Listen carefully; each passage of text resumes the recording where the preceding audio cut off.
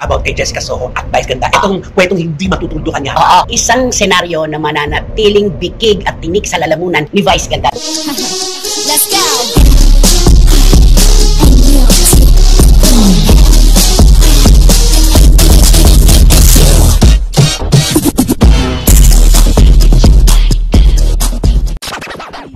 Yun nga po ang sinabi namin kanina. Kung maliit lamang po ang mundo, lalong mas maliit po ang showbiz, no? Ay, totoo. Napakaliit, nagtatagpo-tagpo tayo. Kasi itong kwentong itong tatalakayin natin about kay Jessica Soho at Vice Ganda. Itong kwentong hindi matutuldukan niya. Oo, ang tawag po dito ng mga kausap namin, isang senaryo na mananatiling bikig at tinik sa lalamunan ni Vice Ganda dahil wala pa rin itong katapusan. Kasi hanggang ngayon, nag-aantay pa rin ang mga kanila mga idolo ko. Magbabati ba sila? Patatawarin ba? Patatawarin ba? Pero di ba may nabasa ka naman na ayaw pa? Ayaw ni pa Jessica ako. Soho? Ayaw pa ni Jessica. May nabasa kasi ako dating post na yung kasi may lumabas nag-viral kasi na si Vice Ganda tumawag kay Jessica tapos hindi kasi sinagot ni Jessica, sabi ni Jessica na ay wala pa ako sa ano. Hindi pa panahon. Oo, hindi pa wala pa ako sa mood makipagtulungan. Tapos may lumabas doon na kasi nga ito daw si Vice Ganda daw. Tinik daw talaga sa dibdib ni Jessica Soho. Pareho lang sila. Parang si Vice din, di ba, sinasabi nila, bikig at tinik sa lalamunan ni Vice Ganda, si Jessica Soho. Alam mo yung mga nakakwentuhan po namin, mga kachika, grabe pag nagkwento po sila talaga, full emotion talaga. At nakita po nila talaga ng harap-harapan kung paano naapektuhan si Miss Jessica Soho sa nangyaring ito dahil personal po niyang pagkatao ang inaglahi at tunay na minaliit at talagang binagsak, niyurakan is the right term.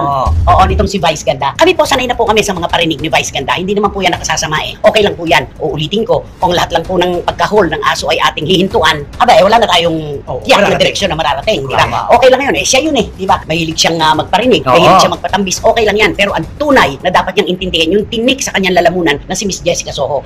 Kasi ito talaga marami nag-aabang, lalo na di ba? Magkasama na sila sa isang network na ganyan-ganyan. Pero kailan kaya natin makikita na ipipicture ni Miss Jessica Soho si Vice Ganda? Marami nang nakiusap, Romel.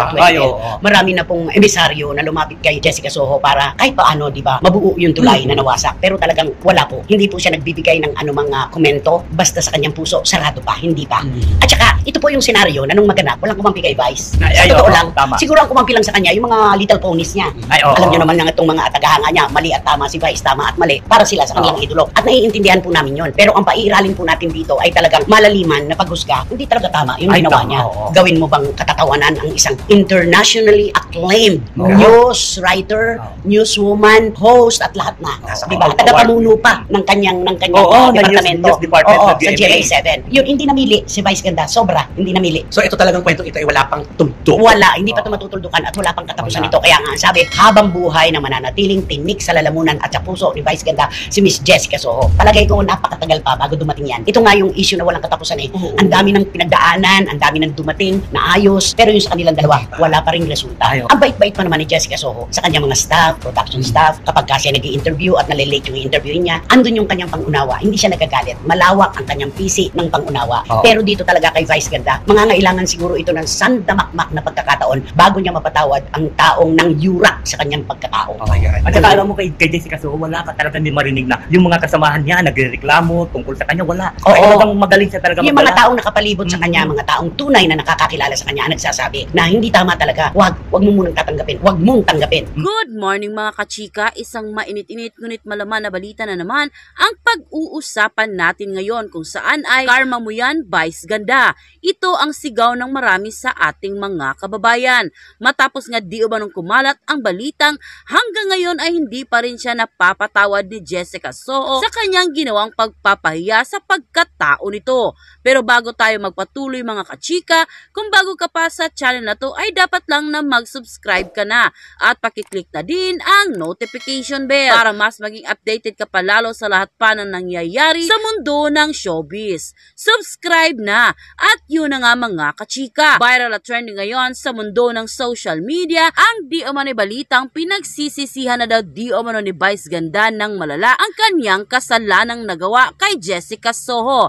Ito nga ay matapos ipamukha ni Jessica Soho kay Vice Ganda na hindi basta-basta mapapatawad ang kanyang ginawang pagpapahiya sa kanya. Binaboy, niyurakan, ininsulto at ginawang katatawan daw ni Vice Ganda ang pagkatao ni Jessica Soho sa isang concert nito noon sa Araneta. Kasabay nito ay ang ginawa nitong tatawanan ng isang rape joke na sobrang ikinagalit ni Jessica Jessica Soho. At ayon sa kanya, hindi na dapat gawing katatawanan ang sobrang seryosong bagay katulad ng isang rape. Ayon pa sa naging official report na inilabas ng Enquirer.net sa kanilang official website and quoted, Vice Ganda says he's still hounded by rape joke on Jessica Soho. Vice Ganda said his 2013 rape joke on GMA News anchor and multi-awarded broadcast journalist Jessica Soho still haunts him. In a blog uploaded on Vice Ganda YouTube channel on May 6, the actor-comedian was discussing with his ward Aura Brigola how people would always use one definition in voicing their dislikes against someone. Vice Ganda was telling Brigola, who uses pronouns she/her, that his rape joke, which is uttered during in 2013 concert, "I-Vice Ganda mo ako sa Araneta,"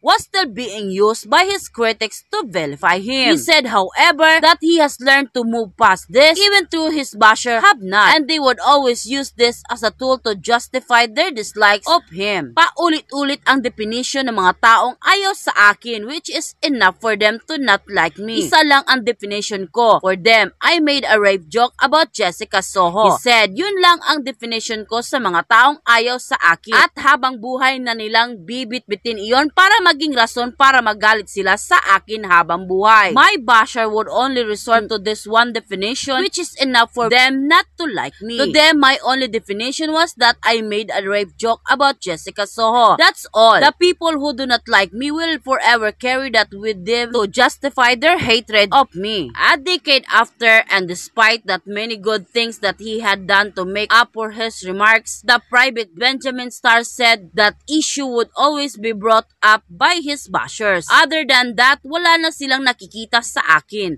Hindi na nila nakikita yung mga bagay na gagawin kong tama. Vice Ganda reference of his rape joke was in hopes of helping Brigola overcome her own controversy, that of Makati Road incident that resulted in him getting arrested in June 2023. At the same time, the It's Showtime host advised Brigola to face the consequences of her action to be able to move on with her life and be able to heal from her own pain due to the incident. Kailangan mo siyang harapin kasi kung binaban-aid mo siya, hindi siya maghihil.